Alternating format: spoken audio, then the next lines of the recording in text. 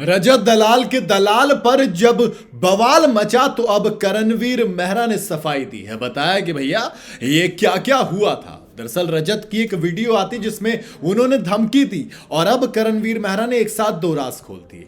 भाई big boss 18 तो खत्म हो गया है, लेकिन ये जो इस बार के कंटेस्टेंट थे इनके आपस का विवाद, आपस की टक्कर वो घर से बाहर भी आ गई है।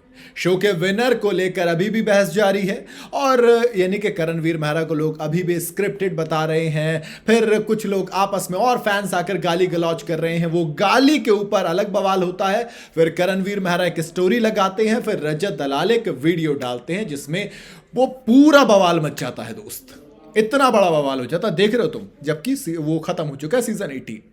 दरअसल एक इस मामले को लेकर इंटरव्यू में सवाल पूछा गया करणवीर मेहरा से कि भाई साहब आपने जो स्टोरी लगाई थी जिसमें दलाल शब्द को लेकर बड़ी दिक्कत थी, तो उन्होंने कहा कि भाई रजत दलाल अच्छा लड़का है, मेरा बहुत अच्छा दोस्त है। मैंने पूरा पोस्ट असल में पढ़ा नहीं था, इसलिए मैंने जल्दी जल्दी में उसे रीपोस्ट कर दिया, लेकिन मीडिया वाले लोग भी अपने लोग हैं। उन्होंने कहा कि मैं फैंस और सपोर्टर से अपील करता हूं कि प्लीज किसी को गाली मत दो, मैंने पढ़ा नहीं था पोस्ट कि उसमें इस तरीके से दलाल लिखा हुआ है। दरअसल हुआ क्या था, अशिता धवन ने एक पोस्ट की रजत दलाल को लेकर, वो कई सारी चीज़ें थी, भैया ये है फलाना टट्टू वट्टू, कुछ बहुत चीज़ें बोलती है, मतलब उनके जो गाली गलौच, उनकी डेथ थ्रेट्स आ रहे थे उनकी फैमिली को, उसकी वजह से।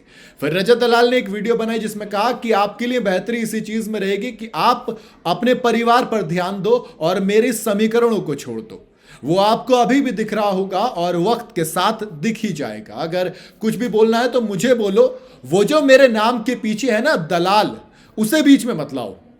आप शहरी पपलू टपलू हो, आपको नहीं पता ये सब क्या होता है, आप मस्त रहो ना, नहीं तो आपको बहुत दिक्कत हो सकती है। अब ये चीज रजत दलाल ने बोली, जिसके बाद करणवीर मेहरा का रिएक्शन आया। लेकिन इस सबसे पहले और पीछे चलते हैं थोड़ी सी।